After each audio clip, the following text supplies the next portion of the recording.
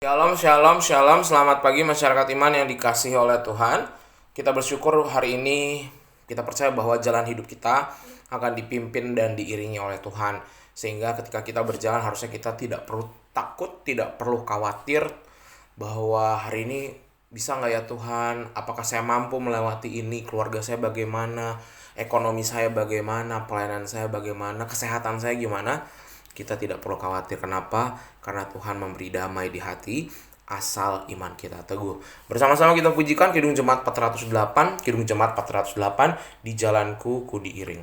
Kidung Jemaat 408, di jalanku ku diiring, bait pertama dan yang kedua.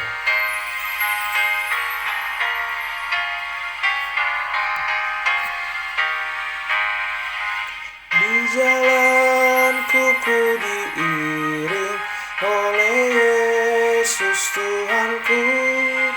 Apakah yang kurang lagi jika Dia panduku?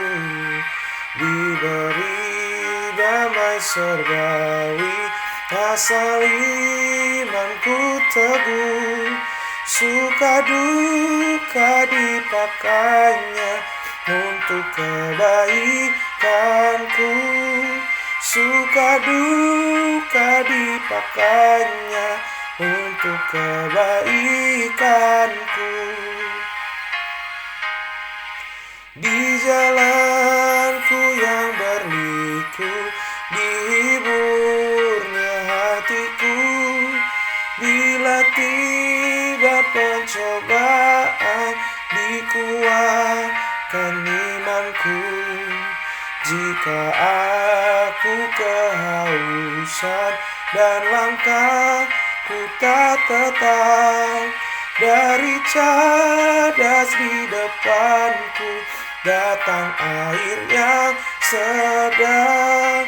Dari cadas di depanku datang air yang sedang. Mari kita berdoa. Ya Tuhan, biarlah perjalanan hidup kami hari ini juga kami mau pasrahkan kepada Tuhan. Dan biarlah Tuhan firman-Mu menjadi penopang kami dan penunjuk jalan kami. Jalan yang mungkin tidak selalu dalam keadaan yang mulus. Jalan yang mungkin tidak selalu dalam keadaan yang jelas. Tapi kami percaya jalan yang kami tempuh akan kami lalui bersama rangkulan tangan Tuhan. Kami serahkan pembacaan firman Tuhan, hanya dalam nama-Mu kami berdoa dan bersyukur. Amin. Bapak Ibu Saudara, bersama-sama kita baca Imamat 4, Imamat pasal 4 ayat 1-5. Imamat 4 pasal 1-5. Maaf, Imamat pasal 4 ayat 1-5. Dengarkanlah sabda Tuhan. Tuhan berfirman kepada Musa, katakanlah kepada orang Israel, apabila seseorang tidak dengan sengaja berbuat dosa dalam sesuatu hal yang dilarang Tuhan, dan ia memang melakukan salah satu daripadanya, maka jikalau yang berbuat dosa itu imam yang diurapi, sehingga bangsanya turut bersalah, haruslah ia mempersembahkan kepada Tuhan karena dosa yang telah diperbuatnya itu seekor lembu jantan muda yang tidak bercela sebagai korban penghapus dosa. Ia harus membawa lembu itu ke pintu kemah pertemuan ke hadapan Tuhan, lalu ia harus meletakkan tangannya ke atas kepala lembu itu dan menyembelih lembu itu di hadapan Tuhan. Imam yang diurapi itu harus mengambil sebagian dari darah lembu itu lalu membawanya ke dalam kemah pertemuan. Tidak sengaja, dari banyak kejadian dalam hidup kita ya, ada hal-hal yang seringkali tidak kita sengaja. Tidak sengaja marah. Kita pikir kita bisa menahan emosi, ternyata terlepas. Tidak sengaja lupa untuk melakukan hal yang mungkin sudah kita janjikan, tapi karena lupa kita tidak sengaja, tidak ada niat untuk melupakannya sebenarnya. Tapi karena kesibukan kadang-kadang. Tidak sengaja menyakiti orang dengan sikap dan perbuatan kita. Kadang kita sudah coba berikan yang terbaik, mengusahakan semaksimal mungkin, tapi rupanya sehebat-hebatnya kita tidak pernah bisa memuaskan semua orang. Sehingga kadang kita nggak sengaja melukai orang lain. Tidak sengaja, ya. Tidak sengaja itu tindakan yang sangat disayangkan, yang sebenarnya kita sesali kenapa bisa sampai kejadian ya. Padahal kita udah coba untuk hidup baik, benar, tepat, sesuai. Tapi rupanya tetap aja sebagai manusia kita suka lupa bahwa kita adalah orang-orang yang tidak sempurna. Bahkan mencoba sempurna aja itu adalah bagian dari ketidaksempurnaan itu.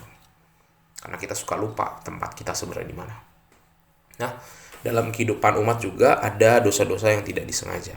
Dosa-dosa tidak disengaja itu yang tidak diniatkan. Ya, mungkin misalnya mengingini milik orang lain gitu ya.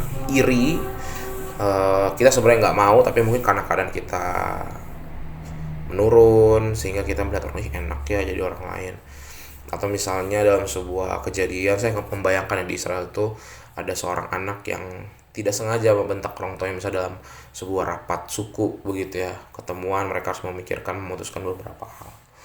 Nah, dosa-dosa tidak sengaja itu, bahkan dosa tidak disengaja tetap dosa ya, terbayang ya, bahkan ya dosa tidak disengaja dalam bacaan kita juga dosanya bahkan kalaupun imam yang melakukan. Jadi sebenarnya imam pun ada pengampunan yang langsung diberikan sama Tuhan. Tapi kalau yang namanya dosa yang tidak disengaja saja oleh seorang imam yang ibaratnya jabatannya udah tinggi, tetap harus memberikan korban penebus dosa. Ya, jadi imam saja harus ngasih korban, apalagi yang tidak imam. Yang tidak disengaja aja, kedosaan tidak disengaja aja harus kasih korban, apalagi yang sengaja. Jadi ingin menunjukkan bahwa tidak ada yang terluput dari yang namanya dosa. Baik itu disengaja, tidak disengaja, rohaniawan, bukan rohaniawan. Dan dalam bacaan kita bisa lihat bahwa tadi ya ada beberapa tata cara yang harus dilakukan untuk memberikan pengorbanan itu. Jadi dituntut keseriusan bahkan untuk hal yang tidak disengaja. Intinya tuh belajar.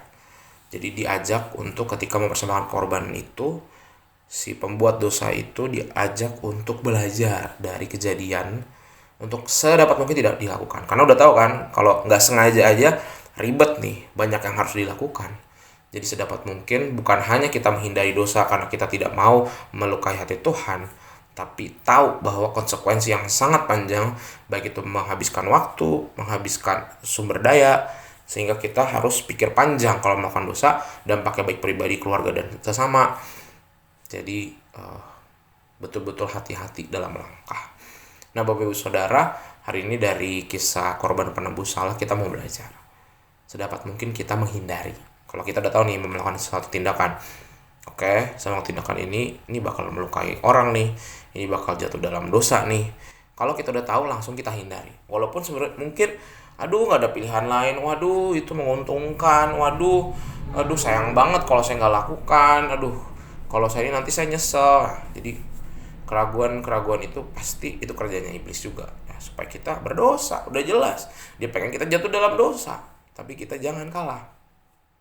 Jadi kalau kita di hadapan masalah, kita udah tahu nih dosa dan tidak dosanya, pilihlah untuk tidak melakukan dosa. Lakukan yang terbaik dan hindari sedapat mungkin yang tidak berkenan di hadapan Tuhan, karena nanti konsekuensinya tuh banyak. Kalau kita jatuh dalam dosa, kelihatannya sih dosa itu kan selalu menggiurkan ya. Saya percaya dosa-dosa terberat itu pasti yang menggiurkan. Kalau dosa-dosa yang ringan tuh pasti ya kelihatan lah. Tapi yang menggiurkan itu biasanya yang bahaya.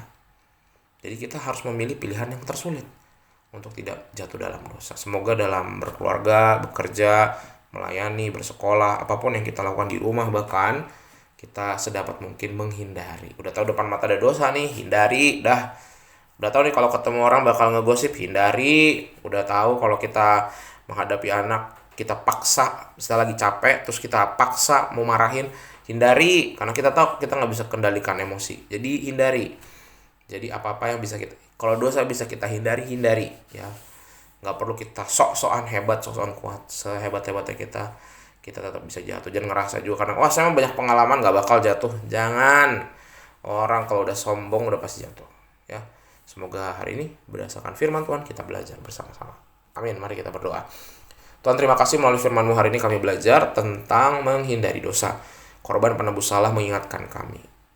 Bahkan untuk hal yang tidak disengaja saja ada konsekuensinya banyak. Ajarkan kami untuk menghindari dan ajarkan kami untuk mampu terus berbuat baik dalam kehidupan kami. Memilih perilaku-perilaku baik walaupun sulit, tapi kami percaya itu yang Tuhan kehendaki. Kami serahkan hanya dalam nama-Mu, kami berdoa dan bersyukur. Haleluya. Amin. Selamat pagi, Tuhan Yesus memberkati. Tetap bersemangat.